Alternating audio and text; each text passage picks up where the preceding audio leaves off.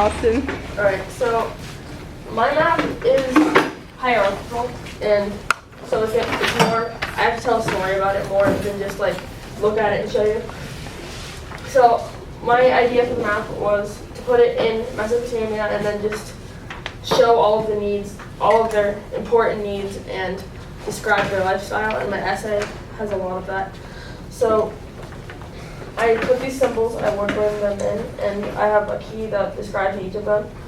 So this wheat symbol is supposed to be for all their crops, and it's one of their needs, obviously. It's important that because in the Neolithic time period, when mine takes place, near Babylon, near Babylonian times, it was important that people settled down and claimed their land. So having crops was very important for settling down and keeping everyone healthy. And my location that I put in here was I wanted it near the Fertile Crescent, and it was a very highly contested area, and it was very nutritious, and the land was very rich, so it was good for the crops. Just because this leads into it, next I'm going to skip to this symbol. It's a Spartan helmet, and it was supposed to represent war.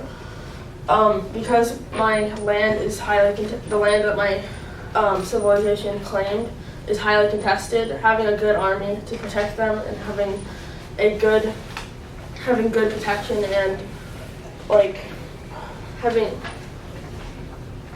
just general control and general peace with other lands is good. So making sure that you're powerful and making sure that people respected you as an army and as a culture was important. So with that, they should be prepared for war and prepared for enemy attacks.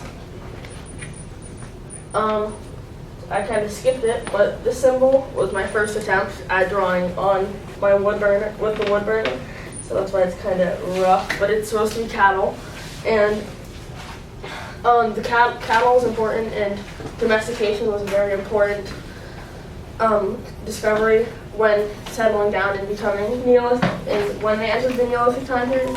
So having cattle to do certain jobs for you, like pull chariots or plows when you're farming, was important, and just having livestock to eat and having livestock to raise was also important.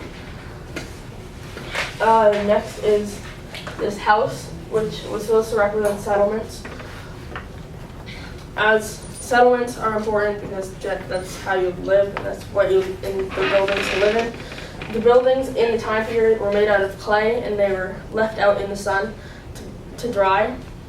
I definitely used some of the Egyptian culture and Mesopotamian culture to describe mine, and I kind of just mixed it all and used it. So that one was from the river valley civilization, the Hindu river valley civilization.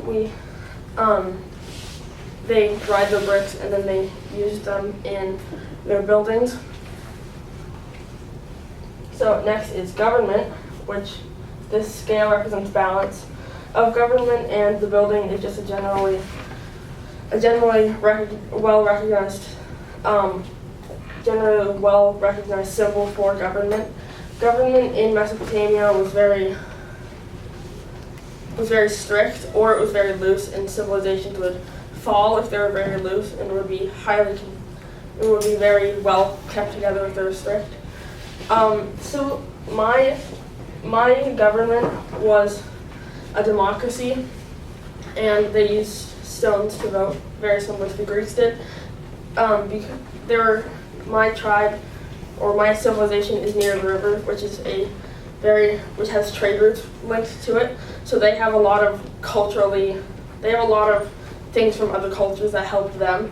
So they also heard about Hammurabi's code and took from that a little bit, and they liked eye for an eye, so they used it. And they kept them in order and kept them together, so they kept using it. These two symbols are ancient symbols for just general religion. This one is the ancient symbol for the sun god Shamash, and It was one of the first Mesopotamian gods, and one of the more relevant ones. So I included it to represent my time period. This other symbol is the symbol for Hermes, and I chose Hermes of all the symbols because his winged sandals link to my little bird. That was, and this bird was their like overall ruler. It was basically my culture's Zeus, and because he was the god of the sky, he controlled the night and day cycle, and he had some sort of linkage with Shamash, the sun god.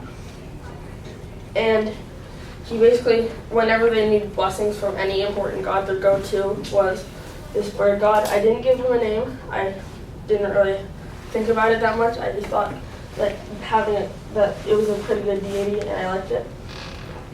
So the winged sandals and that he can fly was really how I linked it. In my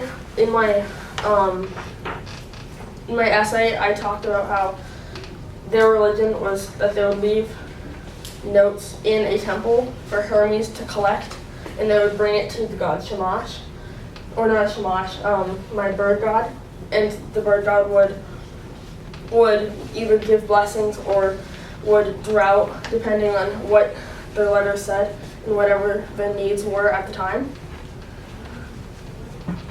So that's kind of it.